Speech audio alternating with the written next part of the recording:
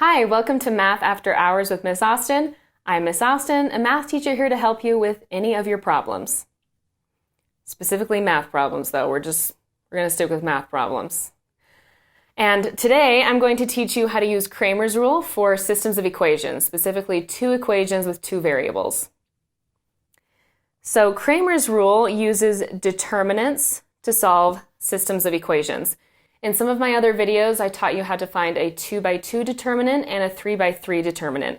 So if you haven't watched those and you're not sure what a determinant is, I recommend you go and watch those first. Okay, so Cramer's Rule for a system of two equations, you're going to need to find three determinants. The first one is going to be the determinant of the coefficients. So right here with our systems of equations, we have coefficients A1, B1, A2, and B2. So this is going to be called our determinant D. This is very important because if D equals 0, you can't use Cramer's Rule. You have to use a different method to solve the system. The next determinant we're going to have to find is dx. So this may look confusing, but what you're actually going to do is, since it's the x right here, you're going to replace this x column with C1 and C2 over here. And these are the answers to those those equations. Then we have dy, and similarly to the other one, this time we replace your second column with the constants over here, C1, C2. So we have three different determinants we have to find. Then finally, the x value will be d sub x divided by d, y will be d sub y divided by d. So in this example, we have x plus 3y equals 5 and 2x minus 3y equals negative 8.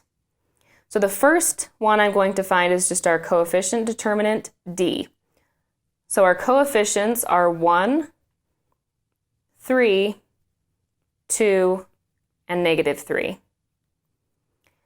So we're going to do 1 times negative 3, which is negative 3, minus 2 times 3, which is 6. So the determinant here is negative 9. This is good because we didn't get 0.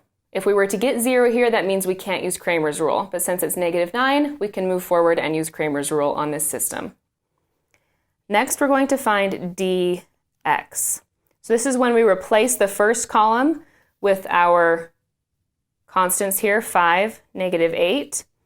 But then the second column stays the same. We have 3, negative 3. So here we would do 5 times negative 3.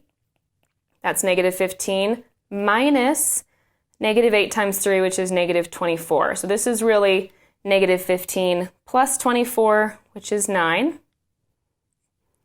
And then our last one, we need to find dy. This time the first column will stay as 1 and 2. The second column we replace with 5 and negative 8. So we have 1 times negative 8, which is negative 8, minus 5 times 2, which is 10, and that's negative 18. So we found our three determinants, so the last step is just to find x and y by doing the division. So x will be d sub x over d, which is 9 over negative 9, and that's negative 1. Your y value is d sub y over d. That's negative 18 over negative 9, which is 2. So the ordered pair is negative 1, 2, and that's the solution to this system. And that is how you use Cramer's Rule for a system of two equations with two variables. Thank you so much for watching. If you have any math problems you would like me to do, please put them in the comments below and I will try to get to them. Thank you for watching, and please like and subscribe.